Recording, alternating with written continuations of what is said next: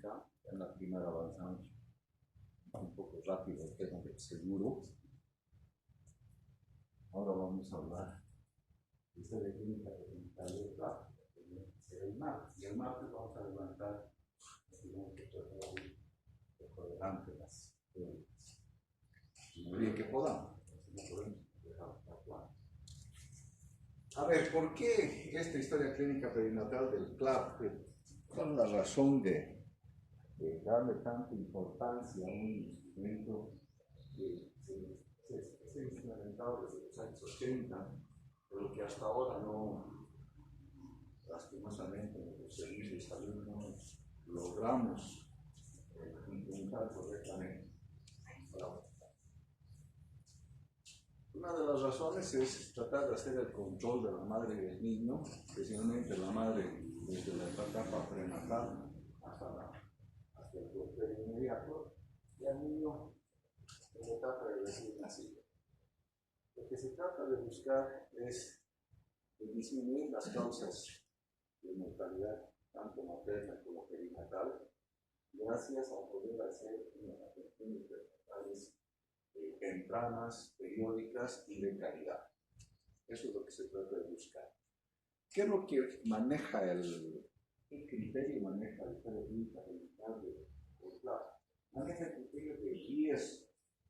En realidad, lo que trata de hacer es determinar qué factores de riesgo podrían existir en la madre antes de embarazarse, durante el embarazo o después, y eso es lo que trata de monitorear un poco, monitorizar el riesgo. Como ustedes bien saben, en realidad es una medida de probabilidad de que se produzca un hecho. El enfoque del riesgo es la medición de esa probabilidad, y el factor de riesgo son las características o las circunstancias que presenta o tiene una persona o a las que está expuesta una persona y que puede estar asociada a una alta probabilidad de experimentar alguna alteración en su estado de salud. Con lo que dice el CLAP es un poco este factor de riesgo. Clasificamos los embarazos de bajo y alto riesgo. El embarazo de bajo riesgo en realidad es donde no se ha identificado ningún factor de riesgo. En cambio, el de alto riesgo es donde sí existe un aumento de la probabilidad de que sufra daño tanto el producto como la madre, o a consecuencias del evento reproductivo. ¿Qué es el riesgo preconcepcional? Es ese riesgo al que está expuesto la mujer antes de embarazarse. Entonces, por lo tanto, son circunstancias o son hechos en los que está presente en la mujer antes de que ella se embarace. Uno de ellos es la edad. Un factor de riesgo preconcepcional son aquellas de la edad, cuando las mujeres se embarazan antes de los 16 y después de los 35 años, ya esto es un factor de riesgo para el producto y para ella. El intervalo intergenésico, es decir, el embarazo y embarazo que sea menor de 2 años, que haya habido una paridad primer embarazo o más del cuarto embarazo, ya es también otro factor de riesgo.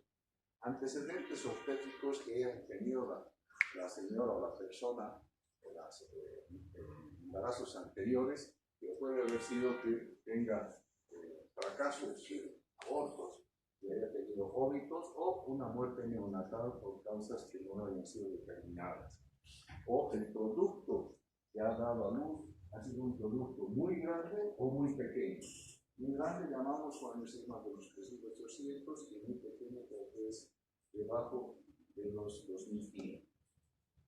O que ha tenido partos antes de término, antes de las 37 semanas, o que su embarazo anterior haya tenido una cesárea, y por lo tanto el tiempo entre cesárea y cesárea sea menor de 2 años, esa se la considera una cesárea previa, que haya tenido problemas de incompatibilidad con el factor RH, habiendo sido expuesta o no a la sensibilización, o haya presentado cuadros de eclampsia o preeclampsia. Esos son factores. También son otras causas de riesgos preconcepcionales, el grado de nutrición, exposición a algunas infecciones crónicas, trastornos que ustedes ya conocen, enfermedades de transmisión sexual, enfermedades crónicas como diabetes, tabaquismo, etilismo, todo lo que es convulsiones como la epilepsia, o que ha habido antecedentes en la familia de defectos genéticos o congénitos. Otro factor es la estatura, cuando son menores de 1,90 centímetros. Pues toda paciente con riesgo preconcepcional debería ser atendida en un segundo nivel, no en un primer nivel. Entonces, eso tienen que tomar en cuenta cuando vayan a estar en la consulta.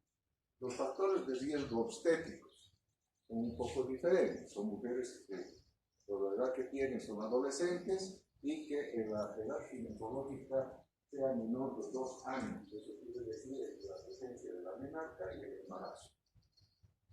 Existe mayor probabilidad en estos casos de que presenten preeclampsia, prematures, bajo peso del producto y que la edad de la madre sea de 35 o más años, también tiene una relación con preeclampsia, infección baja de la placenta, atonía uterina y riesgo genético para el producto. Se ha visto de que hay unas ciertas relaciones, algunas alteraciones cromosómicas y la edad de la madre que sea superior a los 35 años más del tratamiento de la anemia es otro de los factores que puede provocar o estar la mujer anémica, está más expuesta a infecciones urinarias, tiene menos respuesta a las infecciones, o sea, vaginitis, o también puede presentar en algún caso una amenaza de parto pretérmino o ruptura prematura de membrana y prematurez. El intervalo de IPGS, que habíamos dicho, de menor de 2 años, que puede estar relacionado con prematurez y retraso de crecimiento intrauterino. Las multigestas, infección baja de la placenta, atonía y uterina postparto. Y antecedentes de 2 embarazos, de 2 abortos. En estos casos está relacionado con la probabilidad de una reincidencia de un aborto en un 50% de los casos, y cuando se presentan 3 o más abortos espontáneos, entonces se puede considerar que es una situación de aborto habitual. El riesgo obstétrico es toda característica que presenta la mujer por su entorno que puede estar complicando la evolución del embarazo, el parto y el puerperio. Por supuesto, va a alterar también el desarrollo normal y la supervivencia del producto que tiene en gestación. El riesgo obstétrico existe una vigilancia prenatal bastante bien planificada y además poder orientar adecuadamente a la mujer para detectar las complicaciones que pueden generar. La presencia de uno o más de estos factores anteriores que hemos hablado en una mujer embarazada ya puede clasificar al embarazo como de alto riesgo. Los factores de riesgo obstétrico entonces son antecedentes de preeclampsia, hemorragia del embarazo, cesárea previa, malformaciones congénitas de la pareja, muerte fetal, prematurez, hipertensión arterial, diabetes, cardiopatía congénita o adquirida, nefropatía. La valoración del riesgo obstétrico nos indica la probabilidad de que se pueda presentar un daño a la salud tanto para la madre como para el producto o para el recién nacido. ¿Cómo se realiza este diagnóstico del embarazo con enfoque de riesgo? En realidad, esto deberíamos comenzar antes de que la mujer se embarace. Los factores de riesgo profesionales, de edad, o por alguna antecedente familiar y demás que lo hace un instante, y de esa manera comenzar a hacer la atención de la mujer para planificar su embarazo. El resultado de la valoración del riesgo preconcepcional, luego del examen inicial y la clasificación de los factores de riesgo, incluyen a las categorías de alto y bajo riesgo. Tenemos una determinación de ninguno de ellos. La detección o complementación diagnóstica de riesgo va a permitir durante toda la gestación y el trabajo de parto, inclusive durante el puerperio, hacer la detección pronta de factores de riesgo. ¿Qué conducta médica debe seguirse en caso de un embarazo de bajo y alto riesgo? Cuando el embarazo es de bajo riesgo, en realidad lo único que se hace es una programación de los controles prenatales que deben realizarse según la norma, por lo menos 4 controles prenatales antes del parto. Esa es una medida de calidad de atención. Se recomienda que estos controles prenatales al inicio sean de forma mensual, cada mes, y que después, a partir del 7º y 8º mes, ya sea cada 15 días, y el 9º mes sea cada semana. En la realidad, eso no se hace. En la realidad, lo que se hace son los controles mensuales, y cuando detectamos que hay factores de riesgo, especialmente ya por el 7º mes, lo llevamos a un segundo nivel para que pueda ser atendida por el especialista y, en su caso, programar alguna atención especial que pueda hacer, porque no puede terminar el embarazo en el tiempo de 40 semanas, sino que va a tener que terminar el tiempo porque entonces es programar la cesárea o permitir atención van a hacer. Pero lo que sí se trata de llegar a todas las embarazadas es a realizar 4 controles en la etapa prenatal. Una vez que se ha identificado un factor de riesgo, que en realidad es a partir de la primera visita que se tiene que comenzar a mirar, nosotros podemos derivar a esa paciente a otra unidad y a caso de oportunidad. ¿Qué es lo que realizamos en las acciones de la atención y el control prenatal? Realizamos acciones de control del feto y de la madre. En el feto hacemos la auscultación de la frecuencia cardíaca fetal, además hacemos la medición del tamaño del fondo uterino, vamos haciendo un registro de estos valores, vamos viendo la valoración de la cantidad de líquido amniótico a través de las ecografías que se realiza. Por lo menos realizamos 2 ecografías durante todo el periodo prenatal. Podría realizarse una tercera también, no hay problema. Y la presentación, si es que hubiera alguna alteración, si no estuviera cefálica, estuviera orálica, entonces también hay que ir controlando durante el embarazo. Al principio, la séptima posición no determinada, ya alrededor del 7º y 8º mes se va a ubicar mejor. Y la actividad fetal, que esté bien o no, el feto en el. En la madre hay que hacer una historia clínica completa y exploración completa. Lo primero que hay que hacer, aún teniendo el reporte de prueba de embarazo positiva, es bueno hacer una ecografía para confirmar el diagnóstico de embarazo, especialmente cuando viene alrededor de la 10ª semana o un poquito antes, un poquito después. De esa manera confirmamos el embarazo. Clasificar el nivel de riesgo en base a la historia que vamos a realizar con ella, la revisión que vamos a realizar, vigilar todos los controles prenatales y valores de riesgo ponderal, es decir, el peso se va aumentando mucho, medir el fondo uterino, como les decía, realizar exámenes de laboratorio de rutina. Nosotros en la primera consulta debemos pedir una serie de laboratorios, no porque la madre esté enferma o presente alguna sintomatología, sino porque queremos detectar esos factores de riesgo. Para eso pedimos un examen de la orina, se pide factores de H y grupo sanguíneo, se pide glicemia, se hace todo lo que es en hemoglobina, hematocrito, valores glóbulos rojos y blancos, recuentos, plaquetas, y además se hace una prueba rápida para VIH y LPR para SIDA. Si algunos de estos resultados de la segunda consulta son fuera de la norma, entonces comenzamos a hacer una investigación respecto a lo que nosotros suponemos que podría presentar la paciente.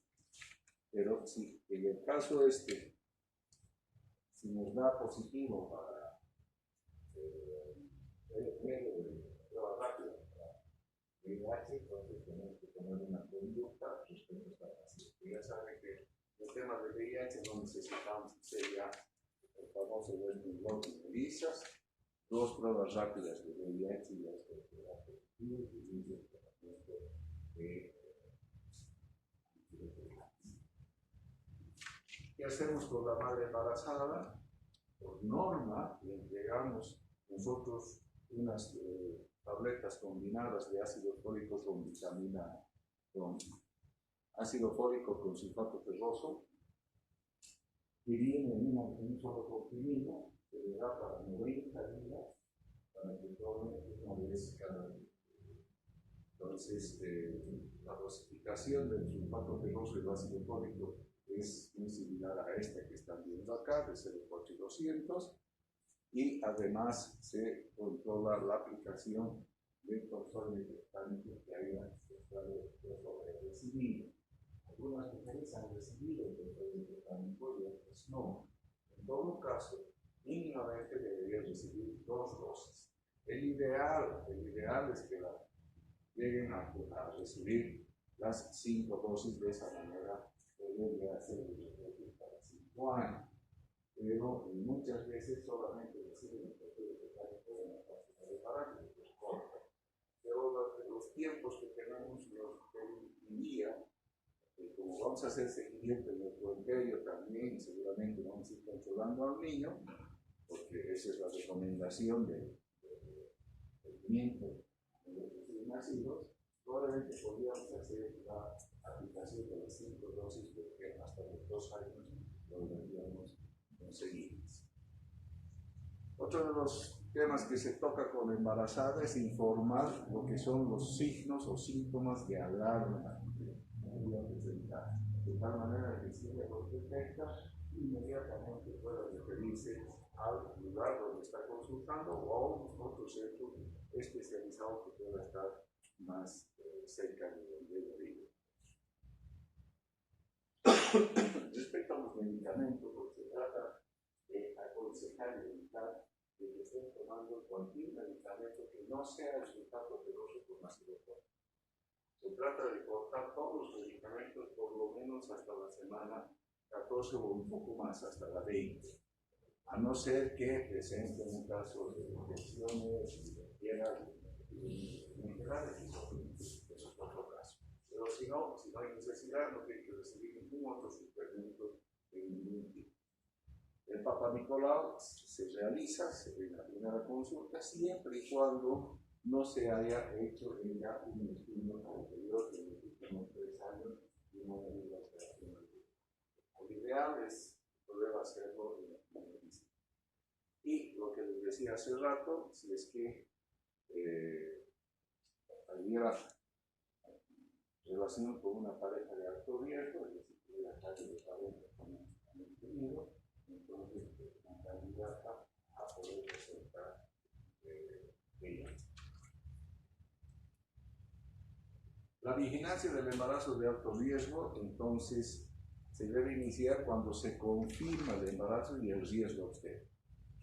Y esta se debe realizar, en el mejor de los casos, en segundo nivel de atención. No nos metamos a hacer atención determinada en la paciente de factores de riesgo en un primer nivel, si tenemos la posibilidad de poder derivar a un segundo nivel donde esté el especialista y puede brindar mejor calidad de atención. Obviamente, si es un embarazo de riesgo, las consultas van a ser en periodos diferentes, van a ser probablemente mensuales, pueden ser cada 15 días, eso ya lo van a ver según, y van a determinar según la situación de la embarazada. ¿Cuáles son los signos y síntomas de alarma que deben informarse a la embarazada? Muchas veces las personas con las que interactuamos en la consulta no necesariamente van a comprender los términos que ustedes van a manifestar. Entonces, si ustedes van a comenzar a hablar de los términos técnicos, probablemente la persona va a quedar un poco desubicada y no va a entender. Entonces, es preferible hablarles en el lenguaje más sencillo posible. Para hablar de hemorragia vaginal, habrá que hablar de sangrado, que va a presentarse por la parte vaginal. En el caso de edemas, que pueden presentarse manifestadas. Es normal el edema carotorrino, pero si el edema es mucho más alto, entonces ahí sí, recién hay que considerarlo como un tema patológico. Síntomas de presión alta, es decir, que pueda presentar dolor de cabeza, borrosos, fluidos, necesitas, entonces esto debe de realizar lo antes posible. Si hubiera contracciones, a veces hay falsas contracciones en las embarazadas que no necesariamente son contracciones de embarazo, pero es preferible que se acerque al servicio cuando ella presenta contracciones y se determina ahí que son consideradas que pueden ser patológicas o finalmente que no tienen ningún tipo de alteración en ese caso. Las pérdidas transvaginales, la persistencia de vómitos, fiebre, disuria, cambios en los movimientos fetales, a veces el vómito no se mueve, entonces se tiene que revisar, o se mueve mucho, también. Si es que hay ruptura de la fuente, pues ya debió ver, ¿no es cierto? Y ataques o convulsiones en el transcurso del día. Las complicaciones mayores que se está tratando de evitar es el tema de aborto, diabetes, embarazo molar, ectópico o detectar embarazo molar, ectópico, ruptura prematura de membranas, anormalidades en la presentación del feto, eclampsia, retraso del crecimiento, intrauterino, embarazo múltiple, necropatía, desprendimiento prematuro de membrana, infección baja de placenta y también puede haber casos de diabetes. ¿Cuál es el papel que va a jugar el médico general en el control de tratar con hipertiroidismo? Lo primero que nada es informar. Debe informar a la paciente qué es lo que le va a suceder durante el embarazo. Cuando ya es el segundo o tercer embarazo, no hay posiblemente mucho que informar y además no puede entender a nosotros. Pero cuando es el primer embarazo, a veces las señoras están en una situación muy ansiosa, escuchan a la comadre, al compadre, a la tía, a la sobrina, y todos tienen una historia diferente y genera una situación de ansiedad del mismo mes. Entonces hay que tratar de tranquilizar a las señoras informándoles qué es lo que va a cambiar durante esa etapa de embarazo y también después del embarazo. ¿Cuáles son los signos de alarma que hemos hablado hace rato y que deben considerar durante todo ese periodo? Señalar la importancia de realizar los controles prenatales de forma periódica y además regulares. Tener en cuenta de que es recomendable que después del nacimiento el niño debe ser controlado lo antes posible y después programar sus controles de forma periódica, explicarle de qué se trata la lactancia materna y por qué es buena. Hay aquí una doble conducta, diríamos así. Hay muchos proveedores que lo que hacen es incentivar el consumo de productos enlatados, ¿no es cierto? Porque eso es un gran negocio, pero no hay nada como la lactancia materna. Y hoy en día se está hablando de intolerantes a la lactosa, sino que ahora todos somos intolerantes a la lactosa, pero en 50 años sería intolerante a la lactosa.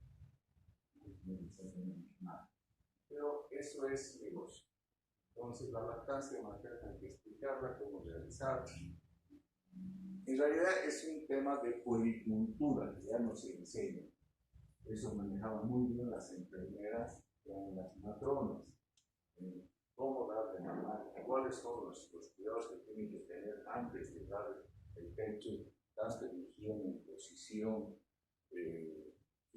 la alimentación de la madre, que no puede comer de todo, no se antoje, por ahí te pone una sopa de porotos y el ciclo está al día siguiente un cólico de demonio, porque es a través de ese tipo de alimentación que se ha provocado una alteración en la leche de la boca. Pues hay una serie de cosas que hay que saber para que la madre no consuma mientras está dando de lactar. El resto puede consumir lo que quiera. No puede tomar alcohol, ¿no es cierto? No es bueno que la madre, después de haber tenido un berrinche con él en la casa por cualquier motivo, esté dando la leche al niño, pues seguramente el niño va a estar. Entonces, hay ciertas cosas que manejar o indicar. Hábitos higiénicos y dietéticos, tanto para ella como para el niño. Si es que hay un consumo de tabaco, aunque ya no es mucho como antes, pero si hubiera un consumo de tabaco u otro tipo de productos, hay que tratar de disuadirla en lo posible durante todo ese periodo. De la lactancia también. Darle orientación y consejería sobre lo que es la anticoncepción después del parto. Muchas madres dan a luz y después del parto no reciben orientación de planificación familiar y piensan que con el solamente dar de lactar van a controlar el embarazo. No van a embarazarse y resultan siendo otra vez embarazadas y el niño embarazado. Entonces, eso no es bueno ni para ella ni para el producto y es mejor informarlo de cómo puede manejarse en ese aspecto. Y respecto a las actividades de relaciones sexuales, especialmente evitar en lo posible durante el primer trimestre, el primer periodo, ¿no es cierto? Y el último trimestre. ¿Qué es lo que está buscando la historia clínica del parto? Lo que en realidad nos apoya y nos ayuda y nos deberíamos apoyar en ella para poder mejorar es la calidad de la atención y la organización de los servicios. Deberíamos lograr a través de esa implementación un sistema de información mucho más adecuado a través de esta historia clínica bien aplicada y un flujo de información que sea lo más eficiente posible para poder manejar en cualquier nivel de complejidad de segunda y tercera. Entonces, es una historia clínica que debe facilitar la atención, el monitoreo y la supervisión de la aplicación de normas. El sistema de salud utiliza esta historia clínica para ver si es que al realizar las atenciones están haciendo de forma correcta, si hay algunos puntos débiles y de esa manera comenzar a tomar decisiones para rectificar los errores y mejorar la calidad de la atención. En esta historia clínica, cuando es un papel que vamos a ver ahorita, pero tiene un software que permite, cuando está bien llenado, vaciar ahí la historia y genera una base de datos. Genera una base de datos que permite conocer las características de la población que estamos atendiendo, evaluar los resultados de la atención, identificar cuáles son los problemas más importantes o más frecuentes que se presentan en esa población que estamos atendiendo, monitorear los indicadores que son importantes y claves y en algunos casos poder realizar hasta investigaciones a través de ese software. Este sistema tiene muchos años y se ha ido modificando, se ha ido actualizando cada vez más, pero más que eso, lo importante es la aplicación. Entonces, el objetivo del sistema de información es generar una base para la planificación de la atención, verificar que estamos haciendo una práctica de implementación de prácticas adecuadas, Unificar la recolección de datos, facilitar la comunicación entre los niveles de complejidad del sistema, generar estadísticas que son confiables, establecer hasta dónde estamos cumpliendo o cuánto no estamos cumpliendo las normas establecidas en la pensión, y de esa manera también rectificar nuestra conducta y poderla mejorar, facilitar la capacitación, porque cuando vamos a hacer el control de estas historias, vamos a hacer el seguimiento, nos vamos a dar cuenta que hay ciertos puntos flacos en el sistema que hay necesidad de reforzar y por lo tanto haber necesidad de hacer una capacitación y reforzamiento al personal para que no se sigan presentando o para que se eviten esas situaciones. Hay un registro de datos, puede ser legal, facilita muchísimo la auditoría, caracteriza a la población, evalúa la calidad de la atención, categoriza los problemas y, como ya les decía, puede permitir realizar las investigaciones. Entonces, es un instrumento que está diseñado para ayudar a la toma de decisiones para el mejor manejo individual tanto de la mujer embarazada en el control prenatal, parto y puerperio y del neonato. O también cuando se presenta un aborto. De todas maneras, igual, el aborto puede haber sido no necesariamente provocado o puede haber sido provocado, pero igual se está monitoreando antes de que se produzca a través de la historia clínica y además hasta el periodo post-aborto hasta el alta. Bueno, ¿cuáles son los instrumentos que tiene el SIC? Son historia clínica perinatal, que es lo que estamos hablando, hay el carnet perinatal, que es donde yo veo en obstetricia, la captura y procesamiento de datos y el partograma, que eso lo van a ver en el hospital, que se utiliza para la evolución. A nivel central, la historia clínica perinatal, en realidad no tiene otra utilización, más que pidiendo a vigilar eventos, tanto maternos como neonatales, y evaluar la pertinencia o el funcionamiento o la aplicación de los programas tanto nacionales como regionales. ¿Cómo se llena la historia clínica perinatal del plan? Esto, ustedes van a encontrar en esta historia clínica algunas secciones diferentes. Van a encontrar una sección que son de líneas. Esta es una sección que permite el llenado con letras y números, indistintos. Pero van a encontrar otras secciones que son rectángulos. Cuando son rectángulos son números. No hay que cliquear, ahí es un número. O entra un 0 o entra otro número, pero entra un número en rectángulo. Van a encontrar dos círculos, uno blanco y uno amarillo. Normalmente el círculo amarillo significa riesgo. Normalmente. A veces cuando se hacen las impresiones de este tipo de clínica se cometen errores. Entonces, no todos los nos están blancos. Hay algunos nos que están amarillos. Entonces tienen que tener cuidado, lean por favor, porque cuando hacen la impresión no toman ese cuidado de imprimir correctamente la historia clínica. Ahorita vamos a ver aquello por ahí. Entonces, el sí, el color amarillo significa riesgo, normalmente. La forma correcta de marcar los números es esta. Si tenemos que un solo número de esas dos casillas rectangulares, la primera casilla debe ser 0. ¿Por qué? Porque si nosotros anotamos el 3 en la casilla de la izquierda, cualquiera puede anotar otra cifra en la casilla de la derecha y cambia totalmente el dato. Para evitar que ese dato sea mal interpretado, mal leído o corregido, por así decirlo, siempre si la casilla de la izquierda está libre es 0, no la van a dejar libre nunca.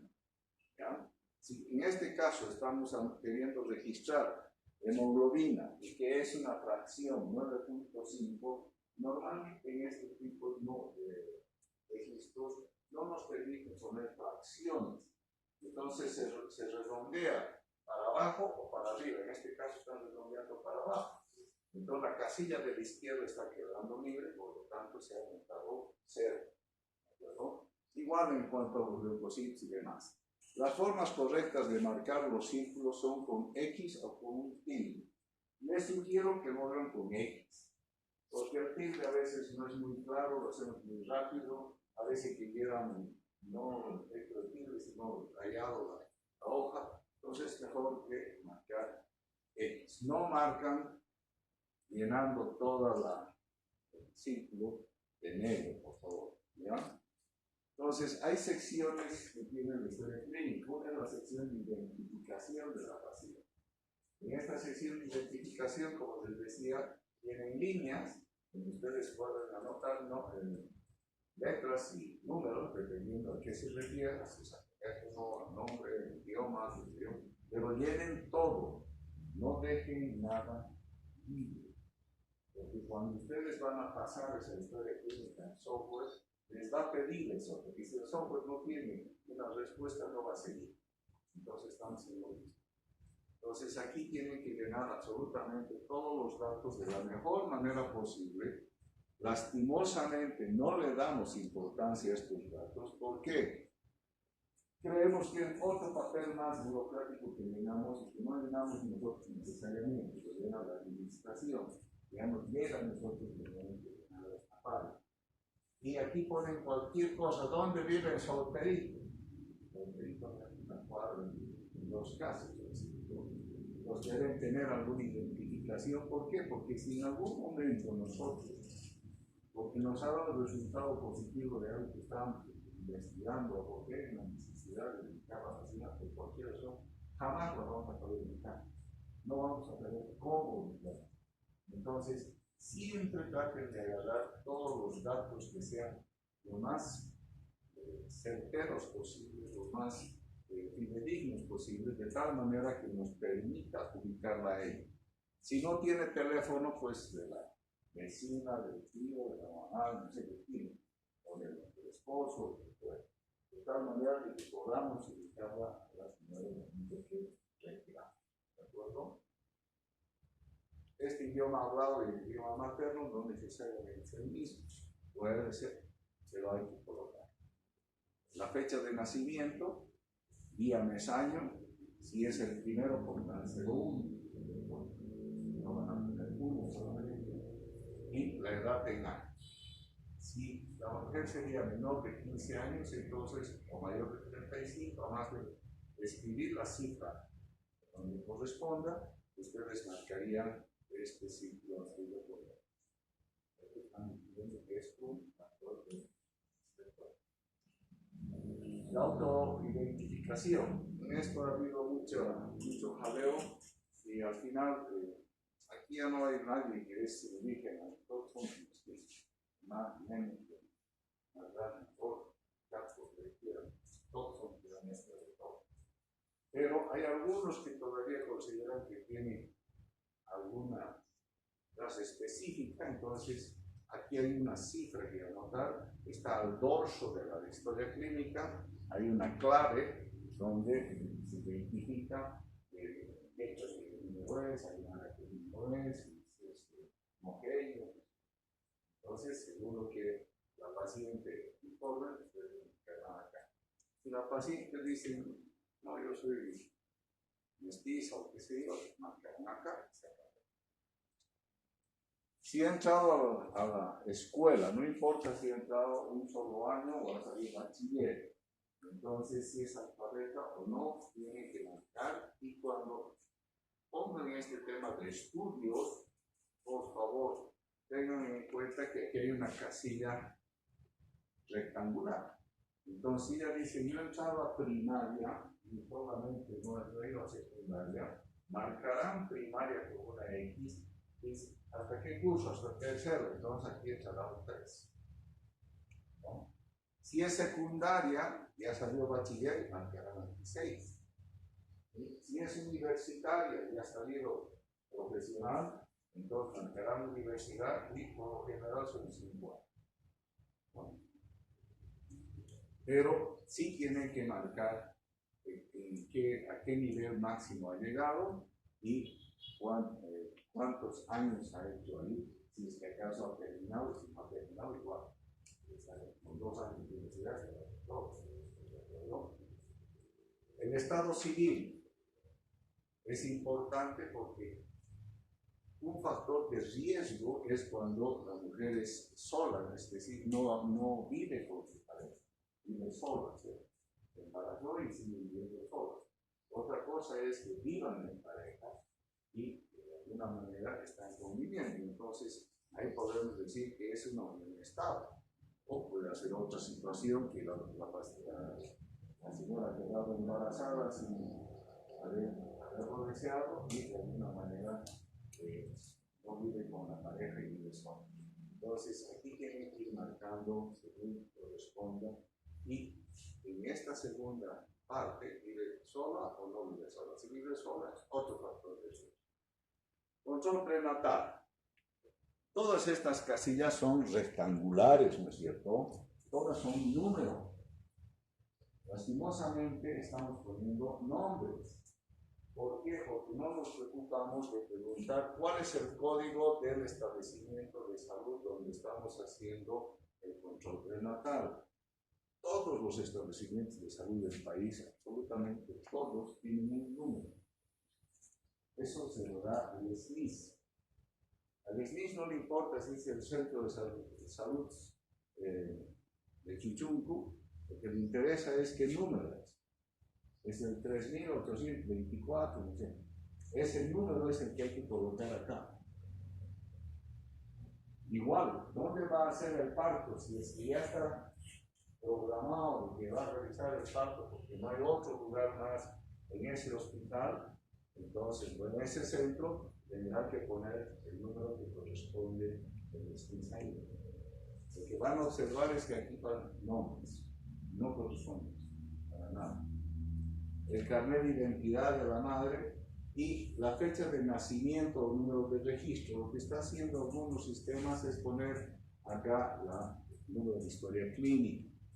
El número de historia clínica estamos asumiendo que es como era en el SUBI, día, mes y año de nacimiento, más las iniciales de la apellido paterno, materno y nombre.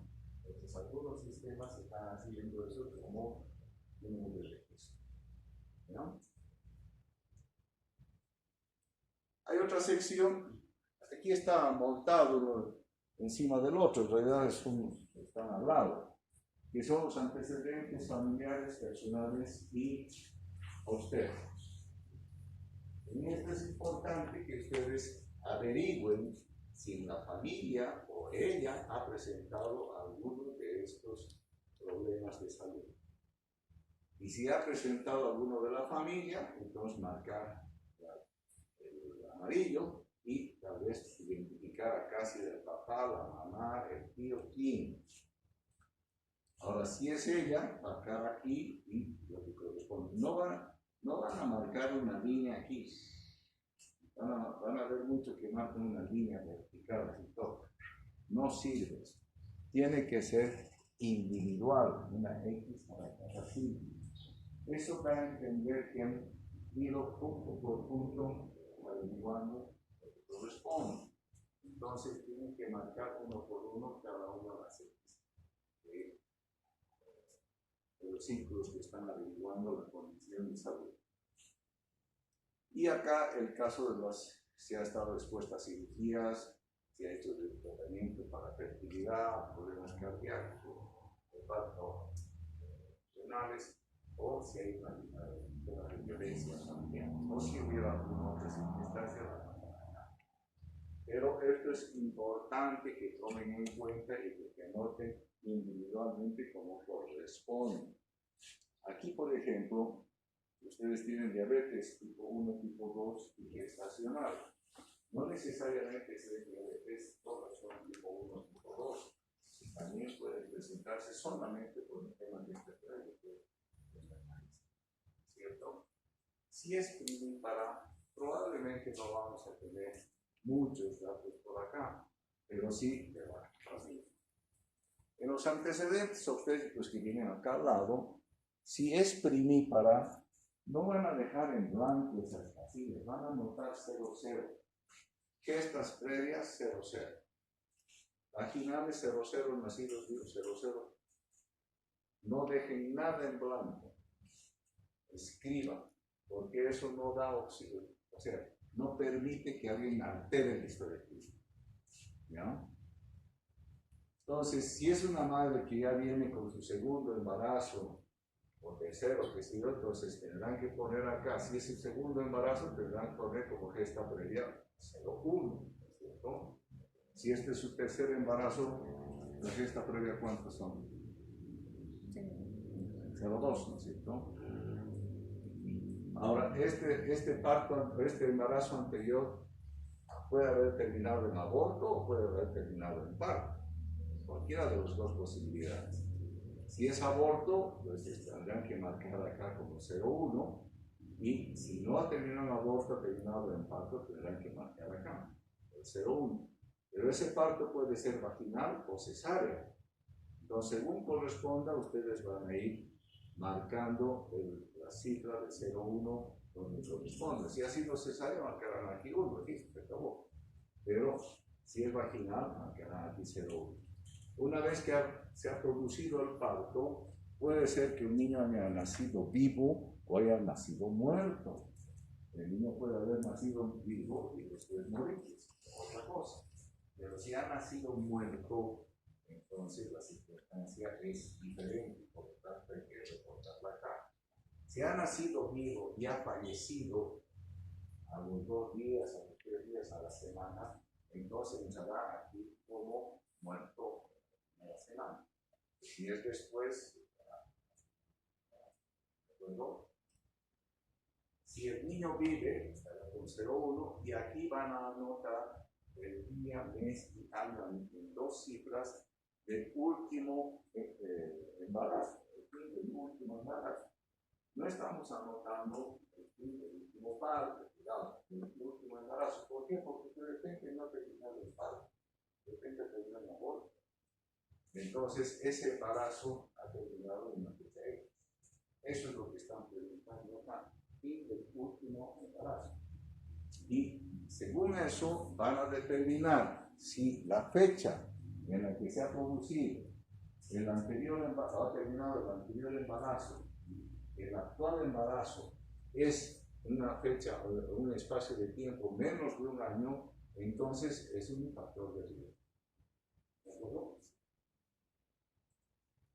Ahora, si el embarazo ha sido planeado o no, y si había algún método de anticoncepción que estaba utilizando la madre o no utilizaba ninguno.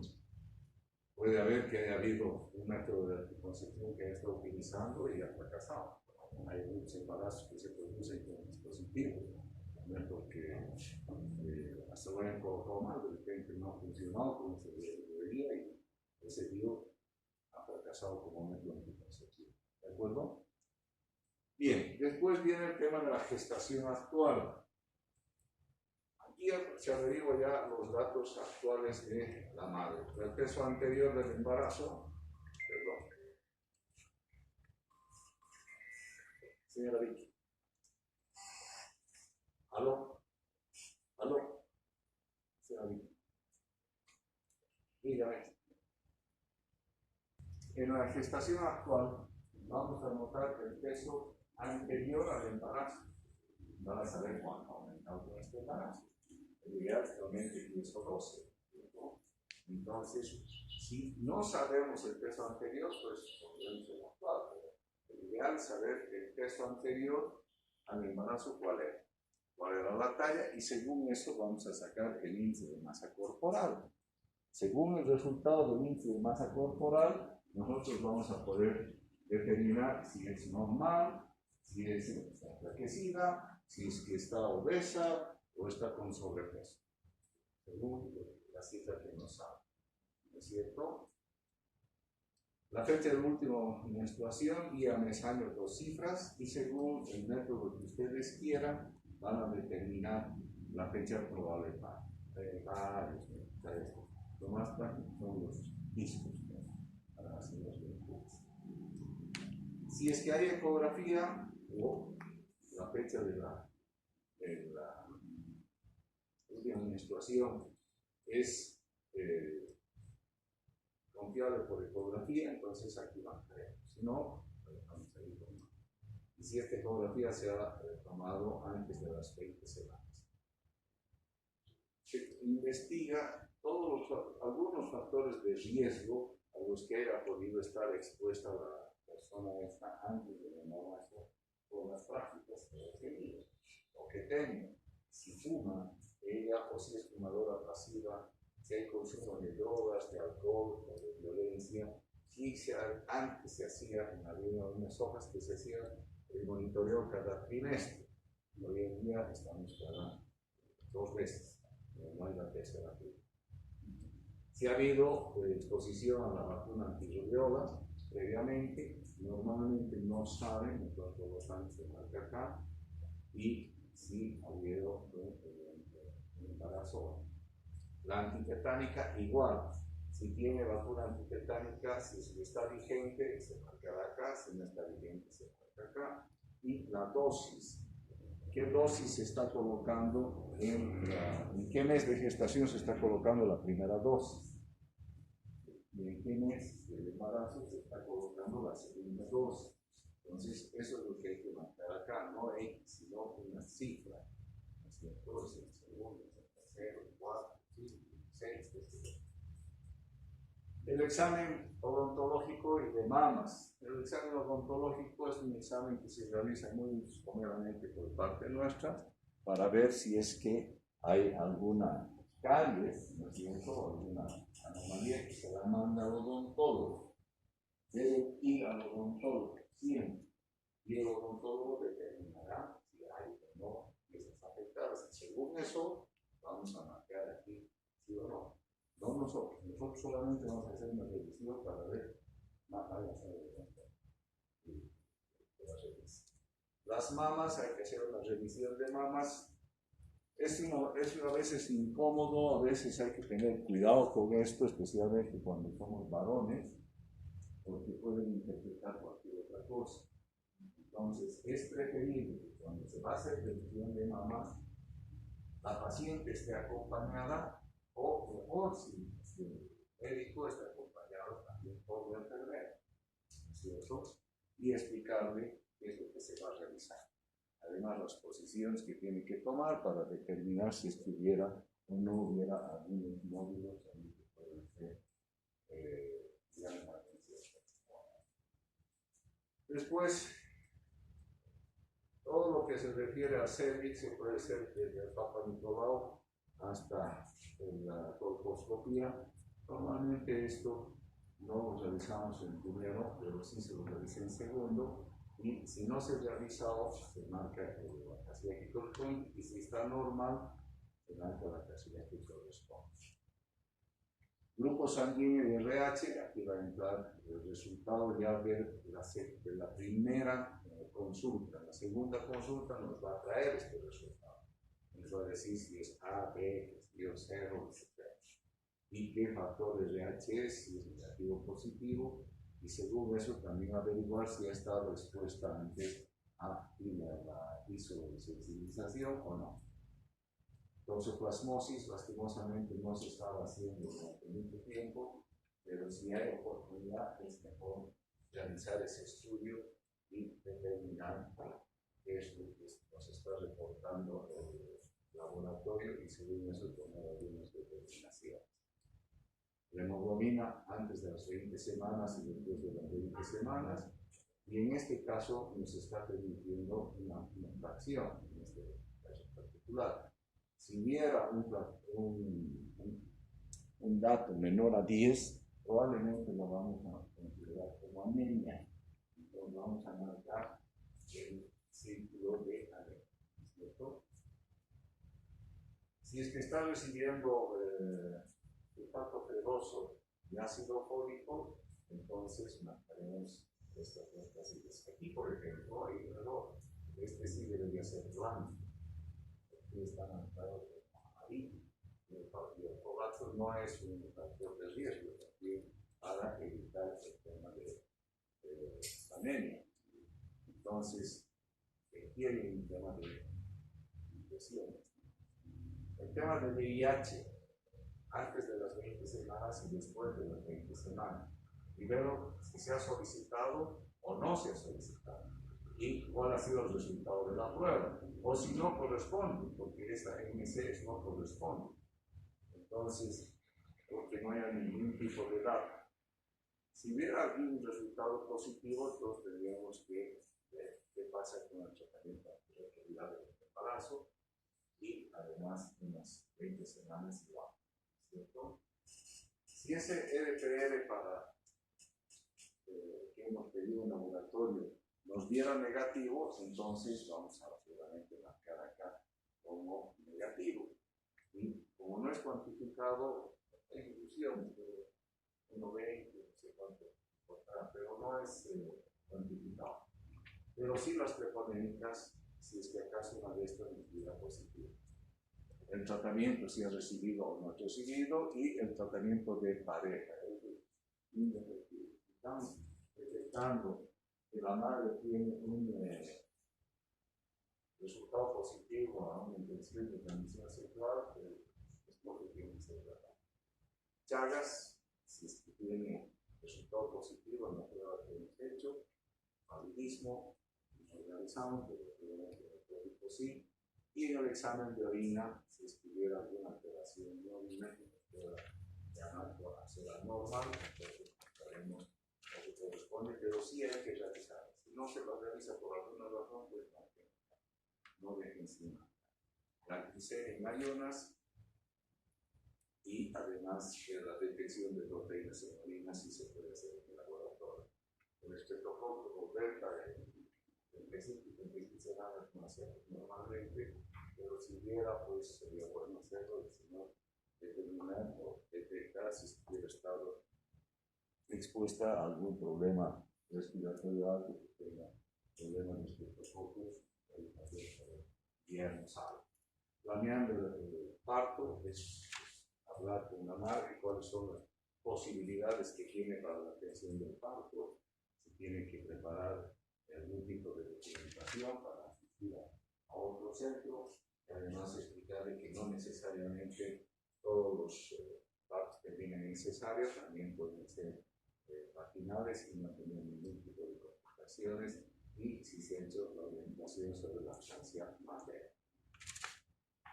Esta es otra forma de presentar los mismos cuadros, diríamos así, pero de distinta manera. Aquí, por ejemplo, se habla aquí pone movimientos fetales.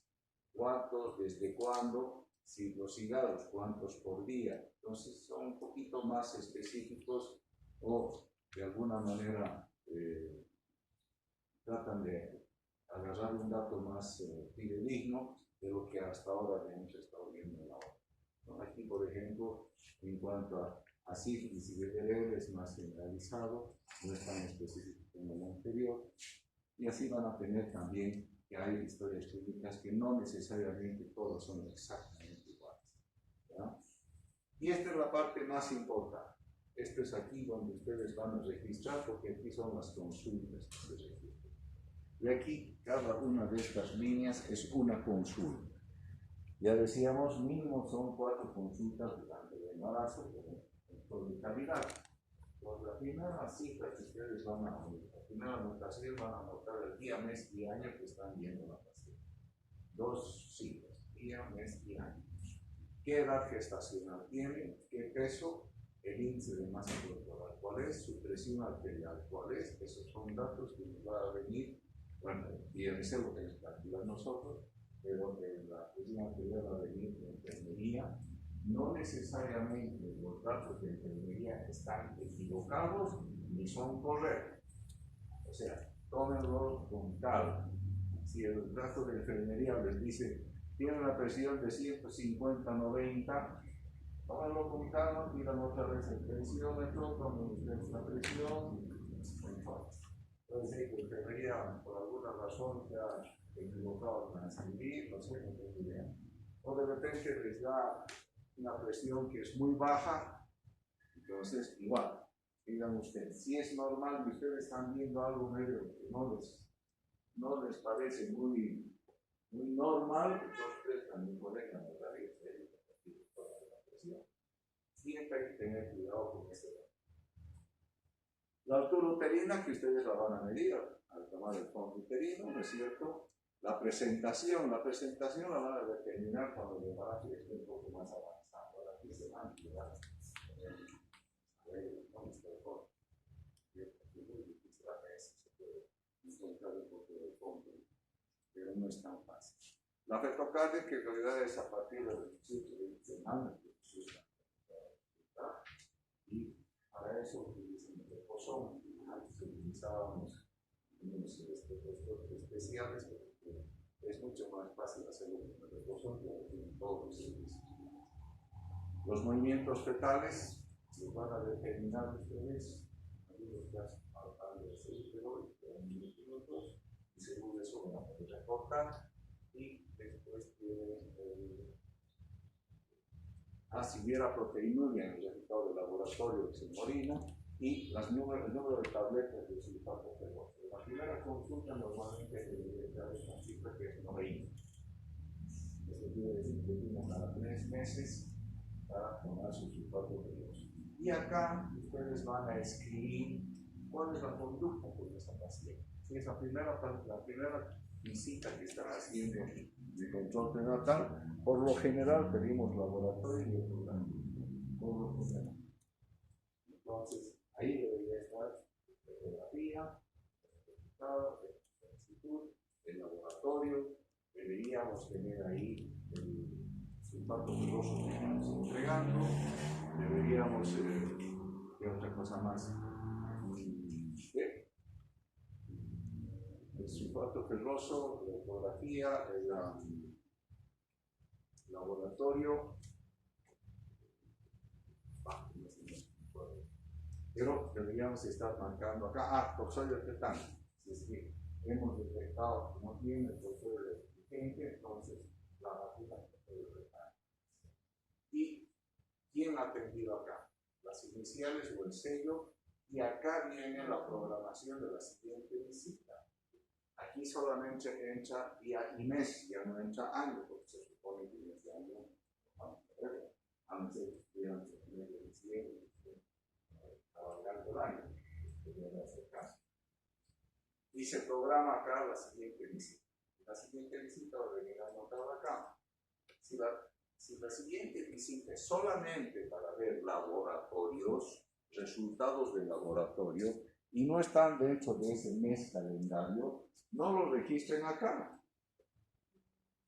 Porque si no, no van a tener espacio para registrar sus 4 consultas. ¿Entienden?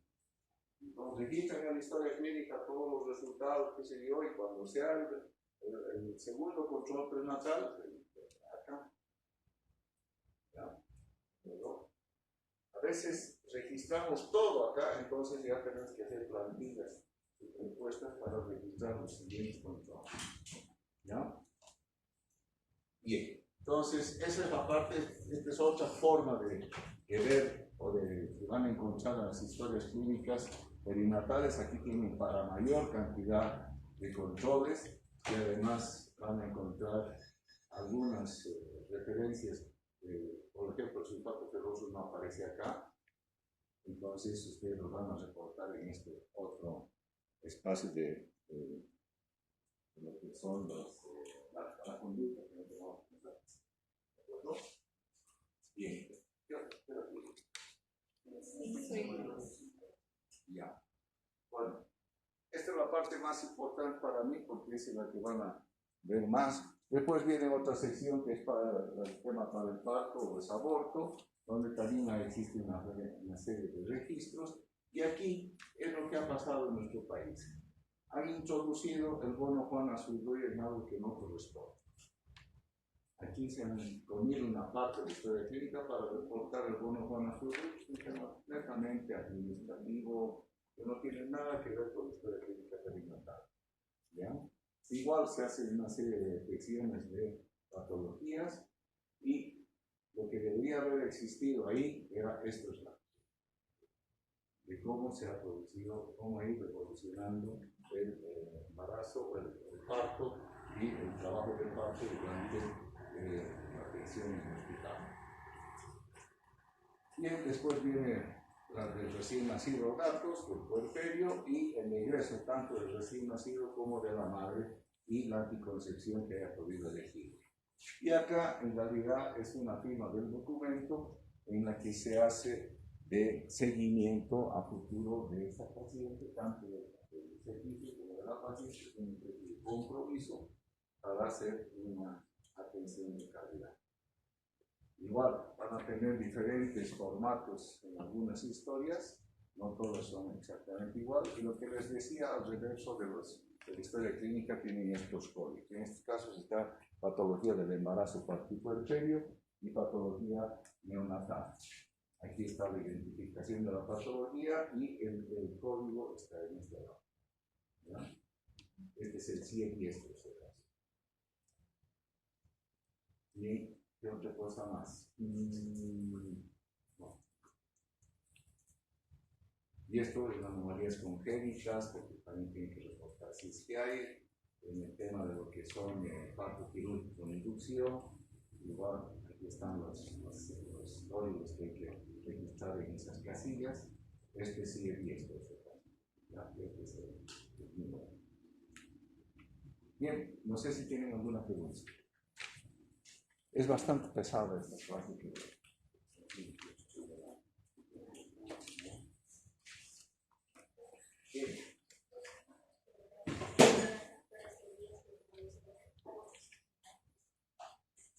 No son iguales, pero son factores de riesgo porque han sido provocados y porque hay alguna situación social o familiar que no permite que ese embarazo exista.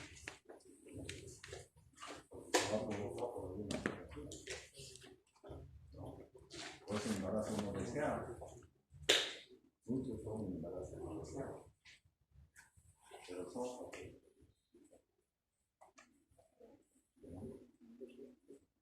¿Alguna otra pregunta?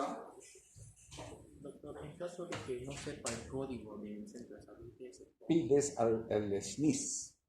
Te vas al CEDES y le dices, yo estoy en, no sé,